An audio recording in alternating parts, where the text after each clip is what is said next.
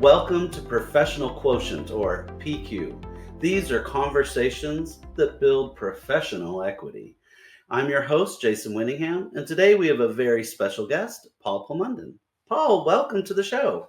Would you like to tell us a bit about yourself? Yes, Jason, thank you for inviting me today and for spending this time. I look forward to the time we'll have together. My name is Paul Plamondon, as Jason so beautifully pronounced my name. Sometimes it gets butchered. It I, happens. I'm in an interesting place in my own career where I had my dream job, and 11 months ago the position was eliminated. And so in the last 11 months, I've been floating a bit, trying to figure out exactly what I want to be doing. And having come from what I call a dream job and wanting to recreate the same sort of experience, it's been an interesting challenge, and I'm pretty close to getting there. And I imagine through our conversation today, some of it will reveal itself. My background is in coaching, professional coaching. My background is in learning and development. I've been an instructional designer. That's someone who attempts to create great learning experiences and great materials. I've led mentorship programs, leadership development. Uh, that's basically what I've been doing for the last 25 years. Mm. Prior to that, I did some learning and development, but I worked in banking industry and the mortgage industry. And it's all come to a beautiful intersection of what I love. And this particular topic today, Jason, is very relevant to me and where I am. So I thank you again for inviting me. Oh, I'm super excited to have you. And so, when it comes to learning and development, what does a typical day or a typical week look like? It depends on what exactly we're talking about when we say learning and development. So I'll, of course, speak from my own experience. Part Sure. of my days would be focused on designing, and that is thinking strategically about the experience that I want learners or participants to have. That means figuring out what outcome do I want to create for them, or maybe better said, what do I want them to create for themselves? And Mm. that's the behavior change and the impact of what they're learning. And that's really what learning and development is all about, is about changing behavior, changing minds, changing perspectives, and helping people build skills that make them better with better outcomes. And that's where the instructional design part comes in. Instructional design, as I said, is trying to create great learning experiences and materials. And I kind of chuckle when I say that, because everybody's different. We are so Mhm. diverse. We have such a Right. variety of needs, and no single learning experience can be the perfect solution for everyone. But as an instructional designer, I do my best to try to find that path through the Mhm. options to create the best learning possible for the variety of learners. In It addition to that, sounds I challenging. I'm sorry. Yeah. I'm sorry. I just wanted to say it sounds challenging to be able to create something for a multitude of different types of learners. It is, yeah, it is challenging. And when I impose my own learning style and my own needs and perspectives and limitations, that adds a hidden layer of challenge to it as well. And therefore, I have to do my best to approach it as objectively and as generously as I possibly can. It's work that I love doing. It's also work that can be very exhausting, because it's very much in my mind. It's in my mind, but then getting what is in my mind out onto paper or out into a Word document or a PowerPoint or whatever the platform is, translating what's going on in my mind into something that's tangible and practical is part of the challenge. And when I've created learning that has proven to be effective, not saying perfect, but effective, then it is so incredibly satisfying. There's immense fulfillment in doing that, in seeing the impact. And that's what I love really about what I do. Any aspect of learning and development should lead to something that is practical, meaningful, impactful. And when that becomes true and we have evidence of it, it is very, very fulfilling. What does that look like? How do you know when it's been impactful? And how does that resonate with you when it's, wow, this was a success? Yeah. There are a number of ways to do it. There are objective ways to do it through surveys, through questionnaires, through interviews, interviewing participants. And so, in terms of measuring this, I won't get into the details of models that I follow, but there are models that help us as instructional designers figure out what questions to ask participants so that we can understand, number one, did they have a satisfying experience? That doesn't mean that we're asking them, was it easy, but was it satisfying? And then we ask them questions about what knowledge did they gain? And then we ask them questions about behavior changes and shifts in maybe their mindsets or perspectives. And then we might ask them about the true impact of what they've learned and how it's going to change what they do or have an influence down the road, depending on what the learning is. We might even ask their managers or their colleagues or peers for their observations.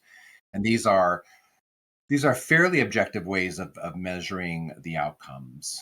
And then there's the what we attempt to do in learning and development, particularly in a corporate environment, is try to measure the business results and the financial impact. But it gets very, very messy there because we can't separate.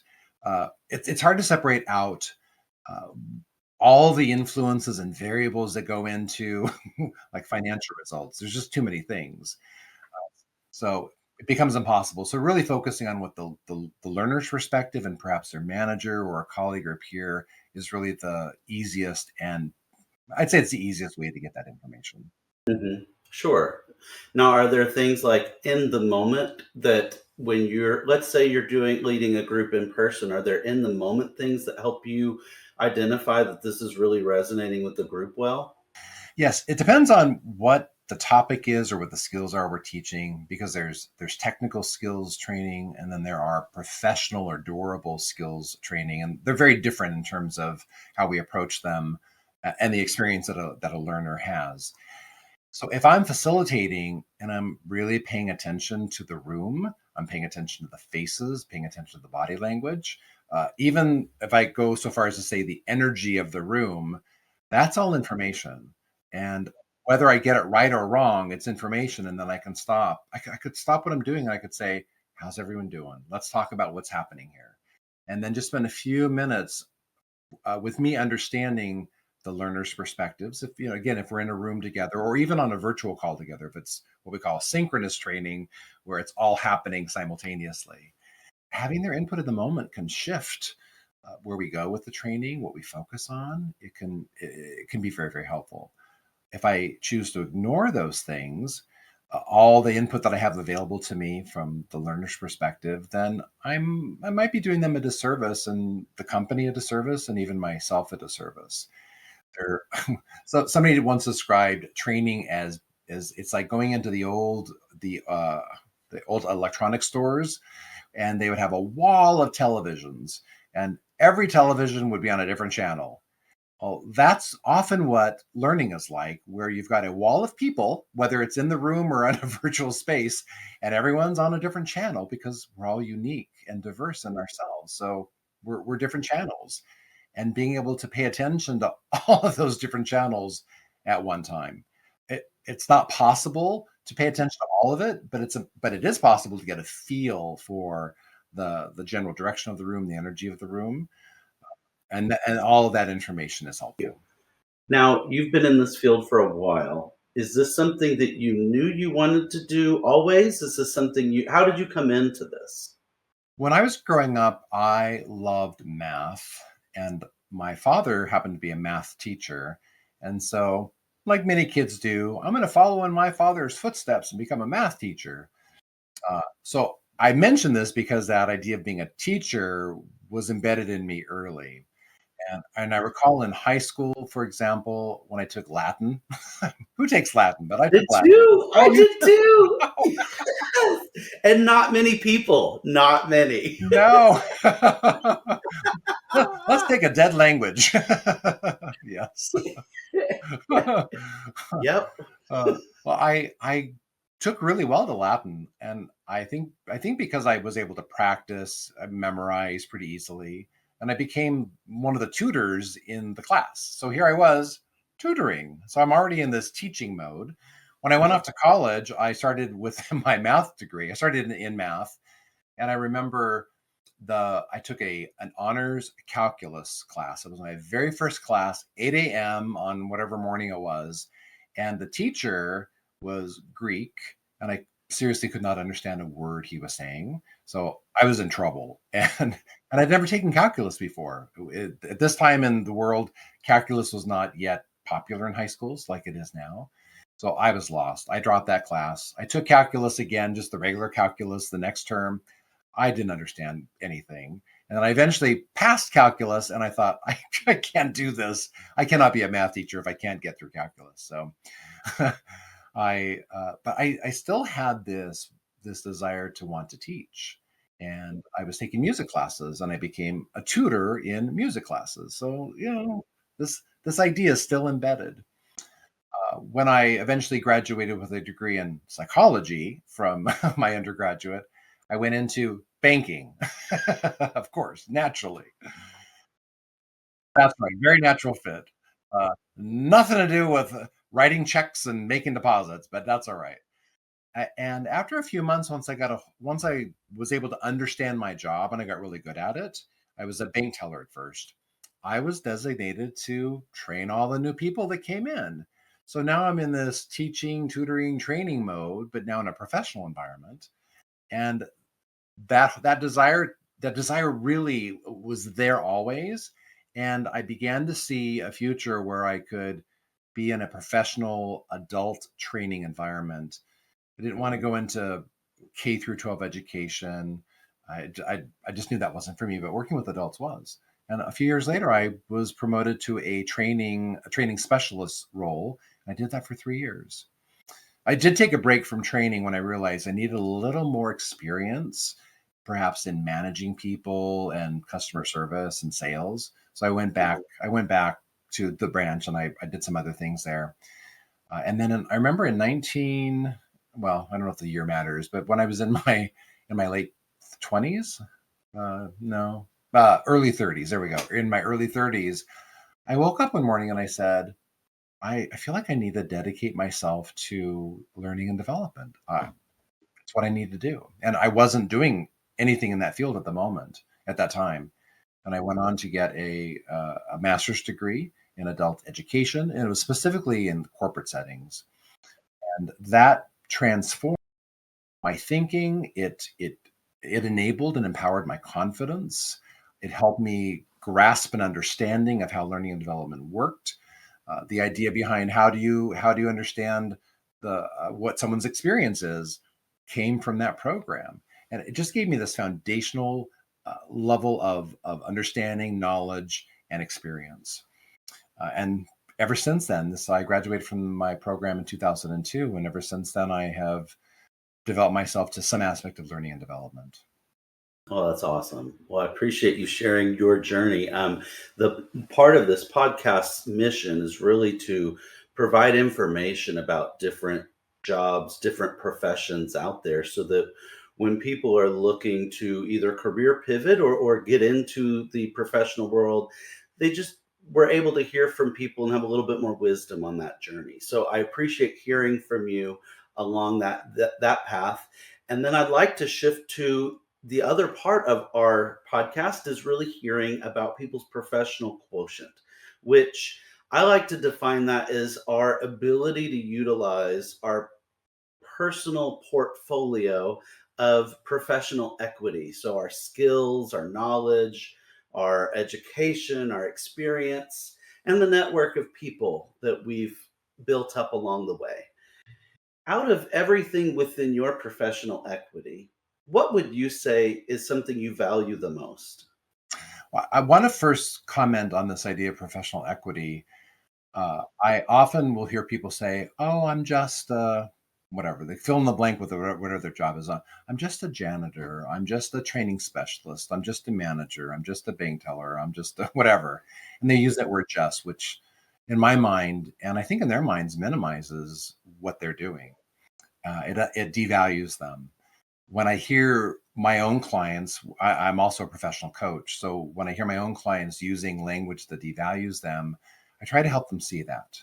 It feels like an important aside and a way to congratulate you on this idea of professional equity and how important it is and how easy it is to devalue ourselves without even realizing it. Well, I appreciate that call out. To me, it really starts with having an awareness because no matter where we're at in our journey, there's something we can learn, there's someone we can connect with, there's some skill we can develop, but we just have to start, you know. So, but yes, back to you. What is your most valuable? Picking the most valuable ones is interestingly challenging, and I'm going to do it, even though it's challenging. And I'll do it through a story. And this story actually ties in with this idea of I'm just whatever. The the the uh, the idea here is that we hold beliefs about ourselves. And I mentioned I graduated with a degree in psychology, but I didn't go in that direction. I went in a different direction. I went to banking, and then I went to adult education. It's tangentially related, but psychology and adult education, while some overlap, are quite different. And my beliefs through my 20s and my 30s, well, what I should say, one of my beliefs through my 20s and 30s was I, I really want to be a therapist. And I couldn't possibly be a therapist because I don't know enough. I'm not smart enough. I am terrible at giving advice. And not that I give bad advice, but that I just don't know how to give advice. So I was in this mindset and holding these beliefs that I was not capable of learning how to be a therapist. And I somehow thought I needed to already have all the skills of a therapist before entering graduate school to actually learn the skills of being a therapist. And I never went down that road. And I remember this always because I felt like I had a lost opportunity by not pursuing it. That's if we look at bookends, that's one bookend of my journey. On the other bookend, it's not the end of my career, but in around 2008, I realized, huh, coaching is an interesting profession, but I couldn't possibly be a coach because, I don't know how to give advice. I'm not smart enough. The same story. And I set aside that story just long enough to go take a basic intro class on coaching, which I happened to do through the Coactive Training Network.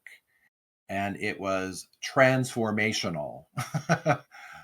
That an intro class opened up my eyes to what coaching actually is and how it works. And I quickly realized I don't really need to know anything to be a great coach. I just need to know how to listen and how to ask questions, how to be present. And while those things actually are quite challenging for most of us, maybe all of us, certainly me, it was within my ability. All of it was within my ability. And so I didn't need to know knowledge. I didn't need to know information. I didn't need to know experience kinds of things. I just needed to know how to be present and ask questions and listen. If I had those three basics, the rest of coaching falls into place for the most part. So I continued my journey and I learned how to be a coach and I became certified. Uh, all this is relevant because I was so caught up in knowing and knowledge.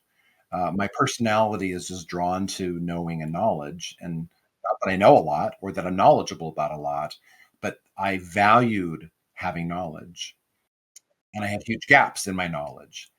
And suddenly, all this was turned on its head, and I now valued presence, listening, and curiosity. Whoa, what a difference. And that's part of my equity is my ability to listen, to be curious, to be present. I'm not perfect at it, and I don't necessarily do it all the time. But when I'm in a coaching role specifically, it's my job to do those three things and of course some other things as well. But those are the basics.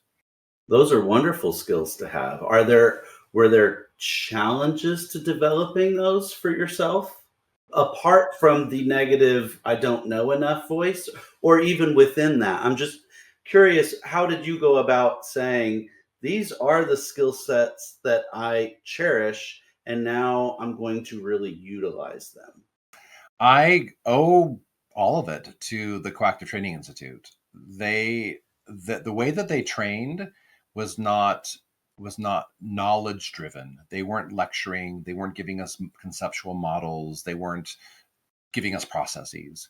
They Mm, were in 100 hours of training that I got from them.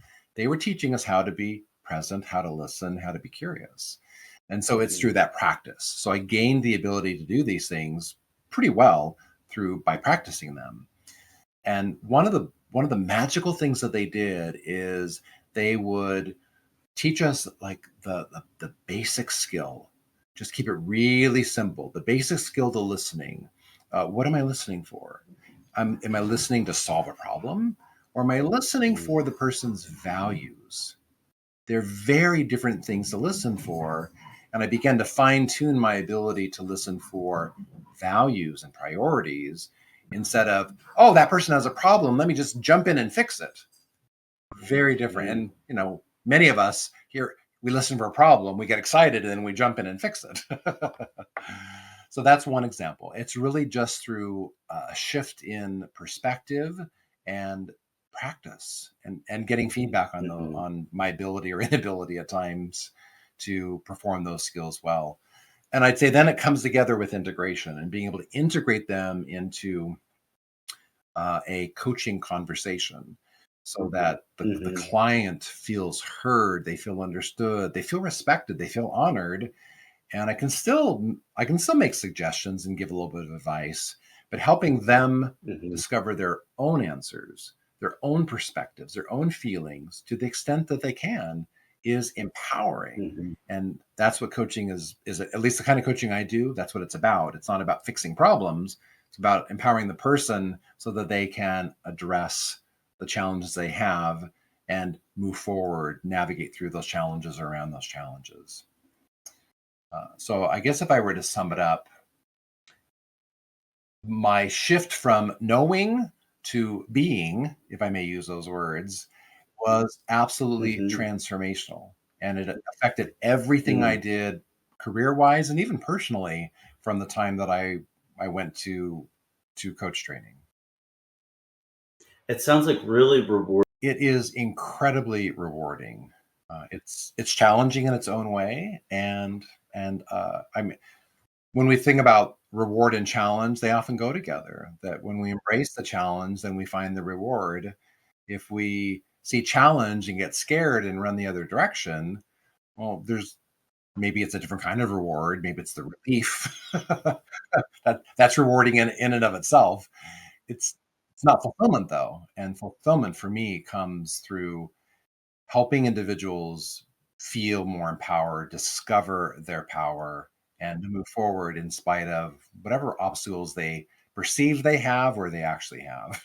Mhm. I like that. Well, speaking of our professional quotient a little more, are there things that you do to continually sharpen your skills or improve your education or build out your network? What do you do to lift yourself up professionally? I have a lot of opportunities to continue my education. Recently, I went to the International Coaching Federation, and after being a coach for 16 years, I decided to get certified by the International Coaching Federation. They are the most well known and most highly recognized professional organization for coaches, and they do provide different levels of certification. I'm mentioning that because I had to prepare for the test that I had to take, and the test was very challenging, which is good because you don't want just anybody to be a coach. You want them to meet certain minimum standards, and they require continuing education.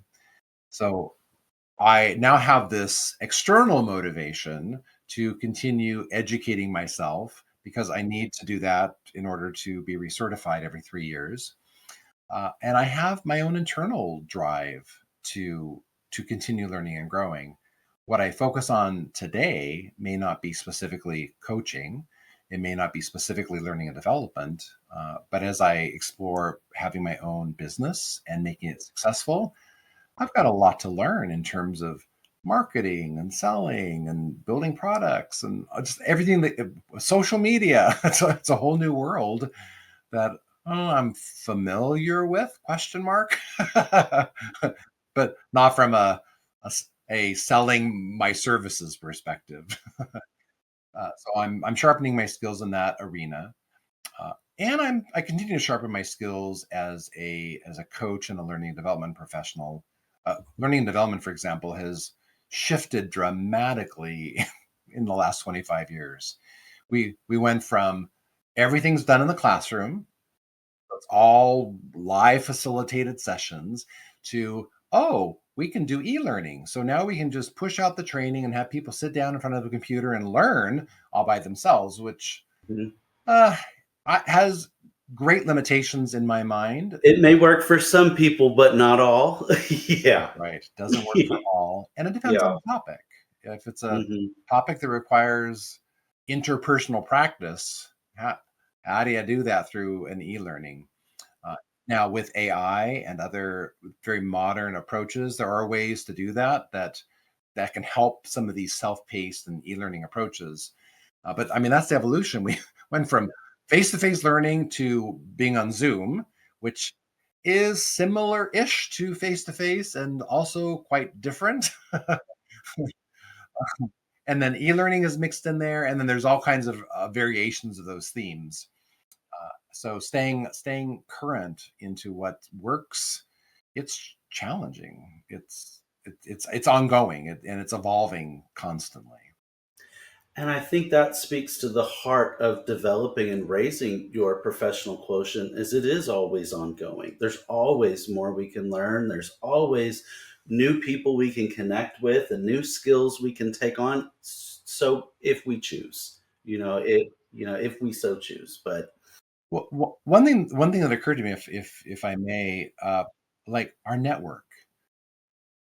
Uh, I I'm not very good at networking. I'm an introvert. I'm humble. I will stand on the sidelines and wait for somebody to come to me because it just feels so awkward to break into a conversation or go up and start a conversation. I I know how to do those things. I know I have the knowledge to do those things. yes, But the discomfort and awkwardness of it overrides my knowledge of doing those things. yes, And you're mentioning not about alone. what's that? You are not alone on I that. am not alone. Yes, you're probably speaking for yourself as well as millions of other people that feel the same way. Yes. Well, I mentioned this specifically because we live in such an extrovert friendly, extrovert. Extrovert reward, I think. Like, Oh, people are rewarded for being extroverted or almost a me first attitude gets you to the top of things because there's a spotlight on you, the one you've put on yourself, or at least that's my own theory on it. I'm I don't agree with it that way, it's just I've observed that in life. I like the idea of extrovert reward. It makes sense because that is rewarded. So for those of us that are humble or we're shy or we're introverted, and all those things mean something different, and they're often used interchangeably.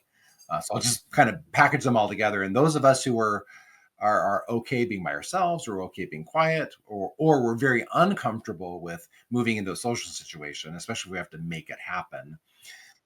We are the ones who are going to struggle with it. And I remember when I had a training manager job about 24 years ago, and that position was eliminated. I only had that position for 9 months, uh, but it was in the credit union industry. And the credit union industry is unique in that it's very much organized around helping each other. Like credit unions don't compete with each other, like banks and other for-profit organizations. I didn't know it either until I was in that environment, and I would have meetings with other learning and development managers, professionals from other credit unions, and we would share our best practices and we would teach each other. We met once a month. It was amazing. And what I learned from that, actually what I gained from that is I then had this unexpected community of professionals so that when I did lose my job, I reached out to them. And amazingly, for the next 13 years, I was self employed because I had a network. If I hadn't had that network of people, I would not have known what to do. They had projects that they needed help on. They respected and trusted me. I at least at least had their respect and trust. They quickly became to know me, like me, and trust me, and that really helped in terms of going on and being self-employed for all that time. When that work dried out or dried up, I went back to corporate learning and development as an employee. And then, as I mentioned last June, my role was eliminated. But this time, I didn't have a network. My network had dried up. I had not nurtured my network that that existed more than a decade before that. It was dried up and very awkward to go back and say, "Hi, Joe. I haven't talked to you in 12 years. I'm out of work." Not me. It's very awkward. So now being out of work and not having a network is a huge difference and is not been helpful to me. So I'm gradually rebuilding the network and gradually figure out how to leverage the network that I'm rebuilding in order to be successful and to thrive again. So interesting comparison of networks when we have them and when we don't. Absolutely. And I would imagine that we have a lot of listeners that are thinking, I don't have a good network built up. So do you have any advice for anyone for doing, especially if they are more on the introverted side of things and are hesitant to be the first ones to say hello, or how are you going about trying to build up your network? Yeah, I love that question. So again, it is challenging for me being an introvert, and I can't let that define Right. how I show up. So Hmm. I have a couple of tips that are helpful. Joining professional organizations in your industry, or joining professional organizations that are in your focus area, that where if you're self-employed or entrepreneurial or providing an external service, where you might find potential clients, and not Hmm. that you're a shark in waters searching for food, because that doesn't feel good to the poor little fish that you're about to eat. No, no, But doesn't resonate well. no, it doesn't. It's certainly Mhm, not with me. Uh, mhm, the idea is to build relationships and help people to get to know you, trust you, and like you, as organically as is possible. So mhm, going to those face-to-face meetings, or even virtual meetings, I think virtual is less effective than face-to-face, but we don't all have access to face-to-face meetings. mhm. So in learning and development, we have local chapters of ATD, which is the professional organization for talent development professionals. Oh, okay. So Mhm, ATD is well known, and if you're not in learning and development, you may not be aware of it. If you're in the coaching field, then there's the International Coaching Federation and local chapters. So there's the community. It's there. It exists, and it's a matter of finding it. And that's what I've been doing. I've been resurfacing, if you will. I used to mhm, belong to these groups, and then I just stepped away. And I'm like, I need that community and need that connection. mhm, And I'm not like with my goggles on searching for work. I am looking for learning. I'm looking for connection. I'm looking for mhm. networking. Looking for support. That to me is going to be crucial as I move forward. Absolutely. When I'm in a meeting, I will set a goal for myself. And I mean goal very loosely. I'm not like a SMART goal necessarily. SMART goal meaning Mhm, it's specific, measurable, achievable, relevant, and time bound. Just to review mhm, the famous acronym. But I will set an intention or a goal that I speak to at least one person. Where yeah, I go out and I speak to at least one person, and set aside my awkwardness. I thank you, awkwardness. I appreciate what you're doing, protecting me.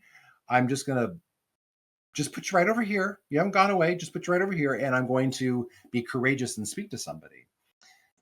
mhm. If that's all I did, that would be huge, and it is huge.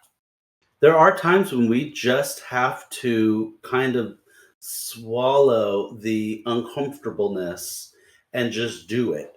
I can share an example in my life is I was very fortunate to be able to attend the Star Trek cruise. And I knew going into it that there is not one person on that ship that I shouldn't be able to have a good conversation with because we all share the same passion. If you're going to go on a cruise about Star Trek, you have to not just like it, you have to be passionate about it. But even knowing that, you get in person and all of a sudden it becomes so real. There's all these strangers amongst you. And even knowing we all have the same passion, it was still a swallow the uncomfortableness, put your live long and prosper hand out, and say hello to somebody that you don't know. And I can't say that it gets easier, but I get more comfortable being brave in those moments and just doing it because there was a reward for it, an extrovert reward, and having that reward in meeting new people and having something that maintains long after the cruise where we're still touching base with one another, and those are something that reminds me that it's worth it to take that gamble and that moment of and just doing it anyway. But it is challenging. It yeah. So for what it's worth. I think the beauty of it is, and we've touched on this, is that there are many of us that feel the same way, and Mhm. it's very possible you're approaching someone who might feel it's awkward to for them to approach, and they're relieved that somebody came up to them, and so you've given them a gift. Knowing that was what inspired me to do it in the first place because somebody had said at the end of the cruise the year before, I didn't meet anybody. And I was thinking, I know that feeling too, where you're waiting for other people to say hi to you. And if we're all feeling that and we're all waiting, then nothing's ever gonna happen. Yeah. So it behooves us at times to just, yeah, just kind of do it despite what you feel like. And then kind of remember that growth always feels uncomfortable. And that's how we know we're growing is if we're feeling a little bit of discomfort with it, then that's strengthening us. That's building us up over time. Yes, yeah, we definitely grow through discomfort. It's just part of the process. One of the things that occurs to me, Jason, is what do you say to somebody when you approach them in a networking meeting? Like that's the question that comes up for me. And it's often, I would say it's often the thing that stops us because I don't know what to say. I don't want to reveal too much about myself. So my suggestion, or at least one approach, may not work every time. One approach is to step into curiosity and ask a question. And there's a range of questions you can ask. You can ask from the very simple, "How are you? What do you do?" You can, and those tend to be surface questions because you ask somebody, "How are you?" and they say, "I'm fine," and that's the end of the conversation. And you hope they ask you back, "How are you?" They may or may not. So you could try something a little more adventurous, which is something like, "What are you enjoying about this event?" Takes them to a different place in the conversation and to who they are, and it gives them a chance. If you ask the question genuinely, and that's the key, we're not a robot asking a question. We're human beings asking questions, and we're in a space of curiosity. When we ask that, the other person can tell, and they're more willing to share openly, and it takes that potential connection much deeper than asking, "What do you do?" or "How are you?" which again are tend to be more surface. So that's my thought. Yeah, and I don't like the "what do you do" question anyway, because I feel like that makes us cogs in a machine. What do you do for your living, and what is your job? And to me, I don't care if you work in a print room or are a CEO. When I'm trying to get to know you, I want to know you as a person. Those titles to me don't really mean a whole lot other than where you're at in your professional journey, which is great. And in the sense of hearing from different speakers, yes, I would love to hear from CEOs and people in the print room to hear what works for them. But as far as getting to know a person from a person to person or heart to heart, that title's meaningless to me. So I love the idea of what are you excited about here? What bring I like the what brings you here or those kinds of questions. I think that's a great one. Yeah, absolutely. Thank you for sharing that. And then if somebody is wanting to just really follow in your footsteps, if they're saying I want to be a Paul, what advice would you give to them? It's an interesting question. The way that I think of myself is I'm uniquely talented, and it is the intersection of my experiences, of my knowledge, my education, my passions, my interests that make Mhm. me who I am and what I enjoy doing. So I'd have to, if I go up a level and say I am a learning and development professional, then I can be a Mhm. little more objective about it. Uh, I'd say that many of us who work in this field, we came through the ranks in a corporate setting. We had an Mhm. entry level job or an early career job, and we gained skills. And then Mhm. perhaps we moved into a manager role. And that's what often happens. We were good at our jobs and we get promoted to a manager. So that's not learning and development, but the path to learning and development could be through being seen as a subject matter expert, Mhm. an expert in terms of the skills needed for the job, or maybe from a Mhm. manager or leader perspective. And when a job in a learning and development or training department opens up, then it can make sense for somebody with those skills, with that expertise, can move into that role and then learn how to do the teaching and all that goes with it. So as long as they have some basic aptitude for it. So that's how I got into it. I was I don't know, it was an expert, but I was skilled in working in the branch of the bank, and I was able to immediately Mhm. transfer that experience and knowledge into the training environment and teach others how to do what I did. Now that's Mhm. from a technical perspective. Uh, uh, Mhm. so in terms of how in terms of different paths to through learning and development, some people would excel at instructional design. Instructional design tends to draw perhaps a more introverted type, and more analytical and Mm. strategic thinking type. As I described earlier, it's thinking about the impact we want to have through the learning experience, and then trying to figure out how to create the best path through that so that the learners will learn and then they will apply it to their Mhm. jobs and do it in a way that's healthy for them to do it. Uh, that tends to require somebody who can think in that way, uh, versus someone who would be better at Mm. facilitating.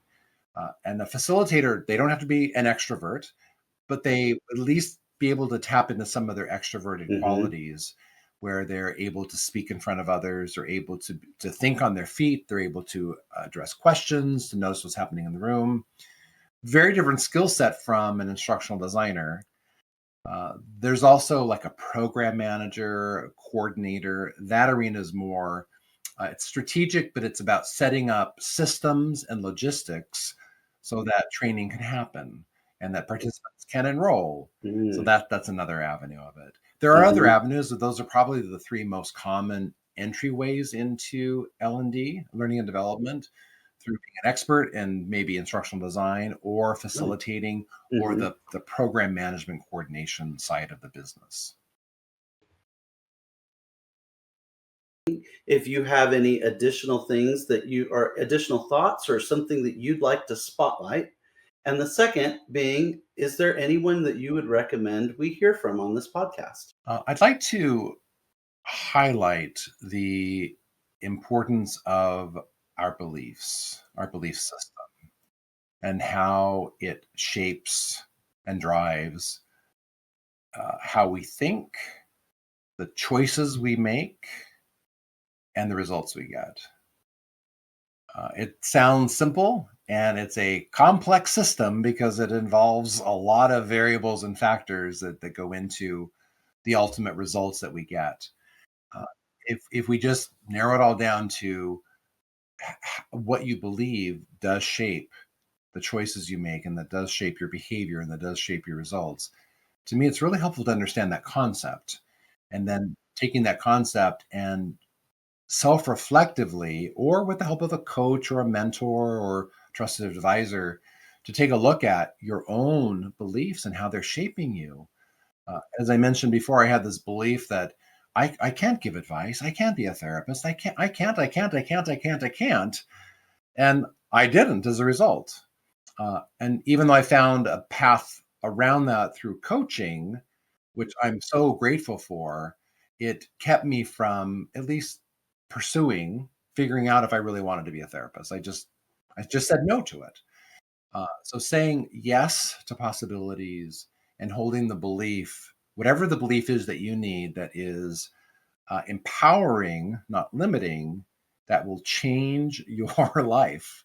It changes everything going forward. I feel like calling that out is really important. The the corollary to this, corollary may not be the right term, but the adjunct idea is we don't necessarily have to feel confident in what we are attempting to do. Confidence is nice, and confidence is helpful. Uh, Having the courage, finding the courage to take action, finding the courage to build relationships, finding the courage to share your thoughts and ideas. Those are three distinct types of courage I just mentioned, and they work beautifully together to bring us forward as introverts, whether we're neurodivergent, whatever it is that we might perceive as holding us back. When we bring courage into it, it opens up possibilities. Thank you very much. If you've enjoyed this conversation, please like, share, and subscribe, and be sure to leave a positive review. And remember that unlike our IQ or our EQ, we can easily raise our PQ every single day. Just keep learning, building, and connecting. Until next time.